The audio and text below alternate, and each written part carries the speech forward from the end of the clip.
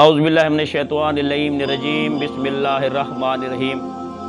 سلام مومنین، آج آپ کے سامنے ایک ایسا واقعہ بیان کرنے لگا ہوں کہ تاریخ میں جس کسی نے بھی پڑھا اس کی آنکھیں تر ہو گئیں، اور ایسا دل خراش واقعہ جس کو سن کر محمد عربی کی ریش مبارک بھی تر ہو گئی۔ اور میں سب سے پہلے شکریہ ادا کرتا ہوں کریم خالق کا، آپ کی طرف سے اور اپنی طرف سے۔ خوش قسمت امت ہیں ہم جسے کریم اللہ نے محمد مصطفیٰ جیسا نبی عطا فرمایا۔ ناظرین مومنین، کریم اللہ نے 1,24,000 پیغمبر بھیجے۔ کوئی مختلف علاقے کا نبی تھا، کوئی مختلف زمانے کا نبی تھا، کوئی مختلف بستیوں کا نبی تھا۔ اور میں نے یہاں تک کتابوں میں پڑھا ہے کہ کچھ نبی ایسے بھی تھے جو صرف اپنے گھر تک محدود تھے، مگر کریم اللہ نے ہمیں وہ نبی عطا کیا ہے جہاں تک اس کریم اللہ کی الوہیت ہے، آمنہ کے لال کے وہاں تک نبوت ہے۔ اور جتنے نبی گزرے ہیں، کسی نے کوئی عذاب مانگا ہے، کسی نے کوئی عذاب مانگا ہے، مگر قربان جاؤں بطول کے بابا پہ جب سفر طیف میں گئے، لوگ نے اتنے پتھر مارے، میرے مولا کے جوتے مبارک خون سے تر ہو گئے، سارا جسم لہو لہان ہو گیا۔ جبرائیل نازل ہوا، کریم خالق کہہ رہا ہے اگر تو کہے تو میں ان کو تاہو برباد کر دوں، تاہو بالا کر دوں، برباد کر دوں، ان کا نام و نشان تک نہ چھوڑوں۔ مگر قربان میرے مولا کی محبت پہ کہنے لگے کریم خالق اگر انہیں مارنا ہی چاہتے تھے تو مجھے رحمت العالمین کیوں بنایا؟ پیارے محبوب کیا کروں؟ میرے مولا میں ان کے لیے دعا کرتا ہوں انہیں ہدایت دے کہ یہ مجھے بھی پہچان سکے اور آپ کو بھی پہچان سکے۔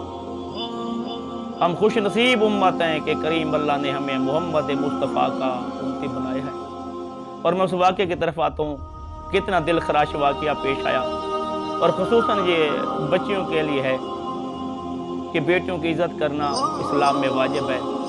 اور میرے مولا اس زمانے میں مبعوث ہوئے جس زمانے میں عرب میں جہالت سب سے اوپر بھری ہوئی تھی، اتنی جہالت تھی، لوگ جانور ذبح نہیں کرتے تھے، ڈنڈوں اور سوٹوں سے مار کر جانور کھا جاتے تھے۔ تاریخ اسلام میں بھی یہ بھی پڑھا ہے کہ جب جانور بھاگتے ہوئے جاتے تھے ان کو کوئی ٹکڑا کاٹ کر یہ کھا لیتے تھے۔ اور جہالت کی انتہا اتنی تھی کہ یہ بچیوں کو زندہ دفن کر دیتے تھے۔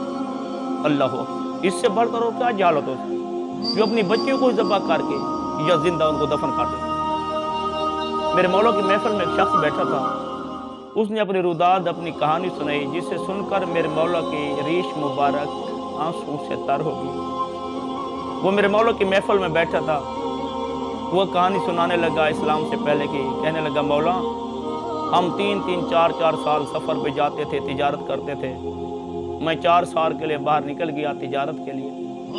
جب میں اپنے گھر واپس آیا میں نے دیکھا میرے آنگن میں ایک 3 سال کی بچی کھیل رہی ہے۔ میں نے اپنی بیوی سے پوچھا یہ کون ہے، تو وہ کہنے لگی یہ آپ کی بیٹی ہے، جب آپ سفر پہ گئے تھے تو میں امید سے تھی یہ آپ کی بیٹی ہے۔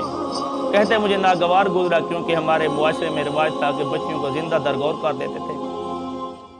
میں نے بیلچہ اٹھایا، بچی کو ساتھ لیا، ہم صحرا کی طرف چل پڑے۔ جب صحرا میں پہنچے میں نے گڑھا کھودنا شروع کیا۔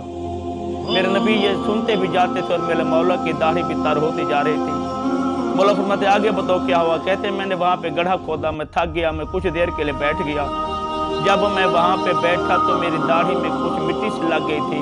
میں بیٹھا اور میری جو بچی تھی میرے سامنے آ کے کھڑ گئی اور اپنے ہاتھوں سے میری داڑھی کو صفا کرنے لگی۔ میں نے پوچھا کیا کرنا چاہتے ہیں؟ کہتے بابا آپ کی داڑھی میں مٹی لگی ہوئی ہے، میں اسی مٹی کو صاف کرنا چاہتی ہوں۔ مولا فرماتے پھر کیا ہوا؟ کہتے میں نے اپنی بچی کو زندہ دفن کر دیا، وہ روتی رہی، پیٹتے رہی، چلاتی رہی، میں نے اسے دفن کر دیا۔ خدا گواہ اتنا رویا بطول کا بابا، میرے مولا کی داڑھی تر ہوگی۔ کہتے وہ شخص میں تجھے کہتا ہوں جب تلک میں زندہ رہوں میری آنکھوں کے سامنے کبھی نہ آنا۔ ادھر میرے مولا نے ایک خطبہ پڑھا اور کہا لوگوں بیٹیوں کی عزت کیا کرو، بچیوں کی عزت کیا کرو۔ میرے مولا نے فرمایا اگر کوئی شخص 2 بیٹیوں کی، 3 بیٹیوں کی، بڑی بہتے 4 بیٹیوں کی پرورش کر لے، انہیں اچھی تعلیم دے، اچھی تربیت دے اور ان کا نان و نفقہ کا انتظام کرے، میرے مولا فرماتے ہیں کہ اللہ تعالیٰ اس پہ جہنم کی آگ حرام کر دیتا ہے۔